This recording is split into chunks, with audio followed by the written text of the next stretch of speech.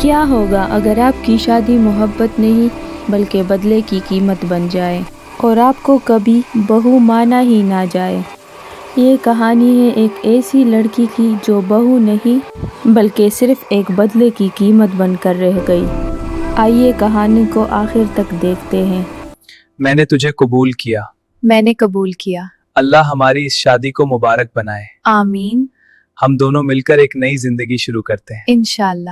آج سے یہی تمہارا گھر ہے، یہی تمہارا کمرہ ہے، اور ہم دونوں ہمیشہ ایک ساتھ بہت خوش رہیں گے، ایک دوسرے کا بہت خیال رکھیں گے۔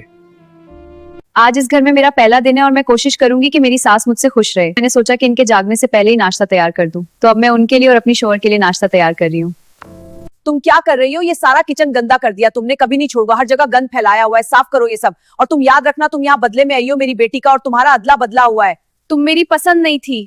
دن گزرتے گئے اور ساس کا رویہ بدلنے لگا۔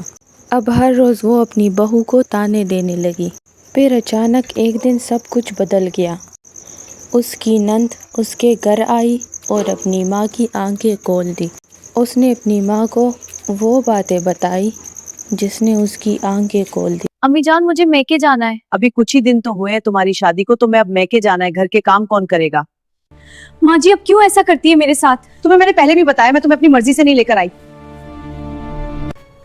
ماں جی، یہ کیا ہوا؟ باپ یہ کیوں روتے ہوئے کمرے کی طرف گئی ہے؟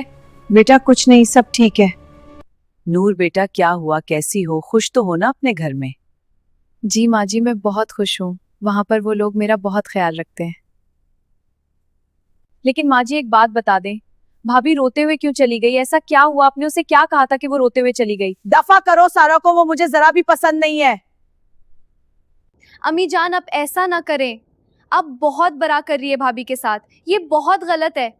ابھی بھی وقت ہے، یہ سب چھوڑ دے نا۔ اگر وہ لوگ بھی میرے ساتھ ایسا کرنا شروع کرے تو پھر میں کہاں جاؤں گی؟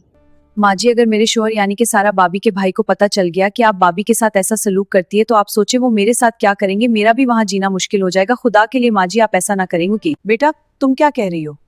ماں جی، یہ دنیا مکافات عمل ہے، یہاں آپ جیسا کرو گے وہی آپ کے ساتھ ہوگا، تو اگر آپ چاہتی کہ نوے بھی میرے ساتھ یہی سلوک کرے تو پھر آپ اسی طرح ہی اپنا رویہ رکھیں گے۔ ٹھیک، میں نے تو یہ سوچا بھی نہیں تھا، اگر واقعی میں ایسا ہوا تو تب میں کیا کروں گی؟ میں آج ہی سارا سے معافی مانگ لوں گی۔ جی ماں جی، آپ کو ایسا ہی کرنا چاہیے۔ ہاں بالکل۔ پتہ نہیں ماں جی مجھ سے اتنا نفرت کیوں کرتی ہے، میں تو ان کی بہو ہوں، وٹے سٹے کا مطلب یہ تو نہیں ہے کہ وہ مجھ سے برا رویہ رکھیں۔ میں گھر کے سارے کام کرتی ہوں مگر پھر بھی میری ساس مجھ سے ناراض رہتی ہے۔ میں ایسا کیا کروں کہ وہ مجھے دل سے اپنائے پھر؟ سارا بیٹی مجھے معاف کر دو، نور نے میری آنکھیں کھول دی، وہ بالکل سچ کہہ رہی تھی۔ اگر میں تمہارے ساتھ برا کروں گی تو بدلے میں میری بیٹی کے ساتھ بھی برا ہی ہوگا، اسی لیے بیٹی مجھے معاف کر دینا۔ کوئی بات نہیں ماں جی۔ بہو آج کے بعد گھر کے کام ہم دونوں مل بانٹ کر کریں گے۔ نہیں امی، میں کر لوں گی۔ نہیں بیٹا، یہ سب میں کر لیتی ہوں۔ ٹھیک ہے امی۔ جاؤ تم جا کر آرام کر لو۔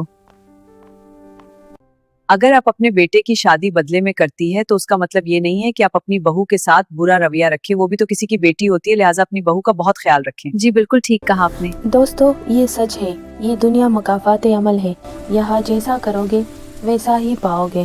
ہمارے معاشرے میں یہ رواج عام ہے، یہاں لوگ وٹے سٹے میں تو شادی کر لیتے ہیں مگر اپنی بہو کو وہ عزت نہیں دیتے۔ اگر آپ کسی کے ساتھ برا کریں گے تو کل کو آپ کے ساتھ بھی اسی طرح کا برا ہوگا۔ اگر کہانی اچھی لگی ہو تو کمنٹ کر کے لازمی بتا دیں، اور ہاں دوستو، لائک اور سبسکرائب کرنا نہ بھولیے گا۔